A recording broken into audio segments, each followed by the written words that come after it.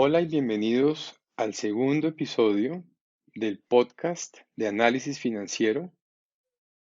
El día de hoy vamos a hablar de un tema que es para mí muy importante y son las cifras que se presentan en el estado integral de resultados o en el estado de resultados. Quizás una de las características más importantes del estado de resultados es que nos permite ver, como su nombre lo indica, los resultados de un periodo, bien sea mensual, trimestral, semestral, anual. Aquí lo que interesa es que los resultados que nos presenta son resultados de un ejercicio. ¿Y de qué ejercicio? El ejercicio normal de los negocios de la empresa objeto de estudio. Yo me he convencido, luego de varios años de ejercicio analítico en este campo, que lo más importante en una compañía y en sus cifras está en este reporte. Para mí, de este reporte está el 80% de la victoria, del éxito o del fracaso de una empresa en, en su industria, en su negocio, en su oficio. Y particularmente en qué cuentas o de qué forma encuentro yo que es exitosa o no exitosa una compañía a través de este reporte. Primordialmente, los ingresos. Y en los ingresos debo ser supremamente consciente de cómo es su estructura de ingresos, cómo genera ingresos, qué le hace facturar, ¿bien? Y en ese sentido, uno lo deseable, el ideal es poder saber en detalle cómo genera estos ingresos. Digamos que, y pongamos tres ejemplos para que me entiendan un poco esta observación. Digamos que tenemos tres compañías. Una de ellas es Ecopetrol, otra de ellas es Almacenes Éxito y otra de ellas Nutresa. Son tres industrias diferentes. Ecopetrol, por ejemplo, tiene unos ingresos que son derivados de una actividad de explotación, de comercialización y bueno, de transporte, en fin, todo relacionado con la industria de los hidrocarburos. Almacenes Éxito tiene unos ingresos que están relacionados en su mayoría con el comercio al por menor de bienes, incluso servicios que son de necesidad, de alta necesidad, que son de la canasta familiar o que no lo son. También tiene electrodomésticos, también tiene otro tipo de productos que ofrece. De otra parte está Nutresa. Nutresa es una compañía industrial de alimentos y tiene un portafolio de productos que es bastante diverso y cada uno de esos productos tiene un nivel de demanda distinto, al igual que le pasa a Grupo Éxito, al igual que le pasa a Ecopetrol. Entonces, cuando vamos a estudiar los ingresos, y enfoquémonos bastante en eso en este episodio, necesitamos saber cómo operan estos ingresos,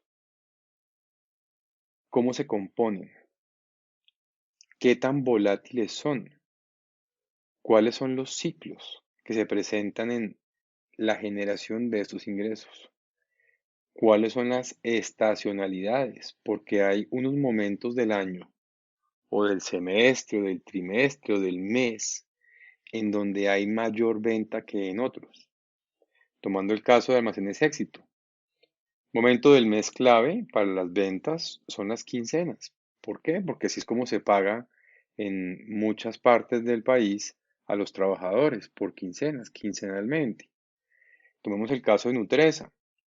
No todos los productos se venden en la misma cantidad a lo largo del año. De pronto, y esto no lo sé, pero uno podría estudiarlo, de pronto unas líneas de productos se venden más en algunos momentos o en algunas geografías que otros, y ya hablamos de las geografías.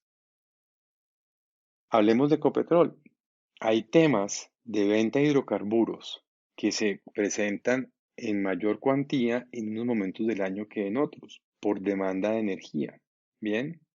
Por demanda de hidrocarburos. Y eso es importante entenderlo. Y ahora que hablábamos de las geografías, también es importante entenderlo porque es muy diferente vender en Bogotá, donde hay 8 millones de habitantes y el clima es medianamente frío. ¿No? La media de temperatura de Bogotá es de 18 grados. Y algo muy diferente es vender en un pueblo en el Tolima, en donde la temperatura sea, no sé, 25 grados centígrados la media. Y ustedes dirán, pero ¿por qué esto es importante a la hora de estudiar los ingresos? Porque cuando estamos estudiando los ingresos, también hay que estudiar los hábitos de consumo de los clientes. Y es muy diferente para Nutresa vender helados en Bogotá que vender helados en este pueblo del Tolima. O vender chocolatinas. O vender, no sé, cereales. Es muy importante entender las geografías también, porque los productos y los consumidores, ¿se acuerdan que yo mencionaba en el episodio anterior el tema de ir como la pareja cuando uno baila? Es igual. Las compañías van midiendo al consumidor y los consumidores vamos midiendo a las compañías. Yo, por ejemplo, sé que hay momentos del año en que sale más barato comprar algunas cosas, porque hay temporadas de descuento. Entonces las compañías ya saben eso. Entonces dicen, ok, para el ciberlunes voy a ofrecer unos descuentos que atraigan a este cliente. Ok, entonces para temporada de Navidad ofrezco unos productos de esta forma. Fíjense cómo, y voy a cambiar el ejemplo, la industria de juguetería, los que venden juguetes, los que comercializan juguetes, hacia octubre empiezan a liquidar inventario en grandes volúmenes. ¿Por qué? Porque los fabricantes de juguetes están sacando lo último en juguetes para el último trimestre del año. Ahí vemos otro tema importante de estacionalidad. Bien, juguetería es uno de esas industrias que tiene un alto crecimiento en el final del año, mientras que a lo largo de los primeros 9 meses va con un, digamos, comportamiento natural, normal, no tiene mayores picos. Bien. Y, y otro ejemplo que me parece importante y que muchas veces doy en mis clases tiene que ver con la industria, por ejemplo, de decoración navideña. Ustedes se fijan que los mismos fabricantes de decoración navideña, ustedes se preguntarán, pero ¿y de qué vive esa gente todo el año? Pues seguramente hacen otras cosas de decoración, pequeñas, pocas, pero hacia el mes de agosto ya empiezan a subir la producción para aumentar el stock, para llenarse de inventario y poderlo ofrecer a los clientes en el último trimestre del año. Ustedes se fijan que generalmente, digamos, segunda semana de noviembre, ya empezamos a ver los anaqueles con ítems de decoración navideña. Entonces, también uno como consumidor dice, bueno, compro en noviembre lo caro nuevo o me espero a enero y compro la liquidación, lo barato que se quedó de lo que no se vendió en la temporada de noviembre y diciembre. Y eso ocurre en muchos hogares. Bien, uno, por ejemplo, podría ahorrarse unos pesos comprando la decoración navideña del año siguiente, el año anterior. Y puede que no tenga lo último en decoración navideña, pero pues tiene lo más barato. Eso depende de cada consumidor. Y eso es importante entenderlo, porque detrás de todo esto hay una psicología del consumidor que es supremamente importante entender para cualquier industria. Hace muchos años, un gerente comercial de una compañía muy importante de Colombia, fabricante de ropa interior femenina, nos decía algo que me dejó impresionado y es, yo no vendo ropa interior, yo vendo un concepto. Y entonces le dijimos como, bueno, ¿y qué concepto vende? Porque hubo un silencio, ¿no? Un misticismo detrás de todo esto, como buen comercial, guarda una mística, ¿no? Y entonces dice, yo vendo el concepto de belleza.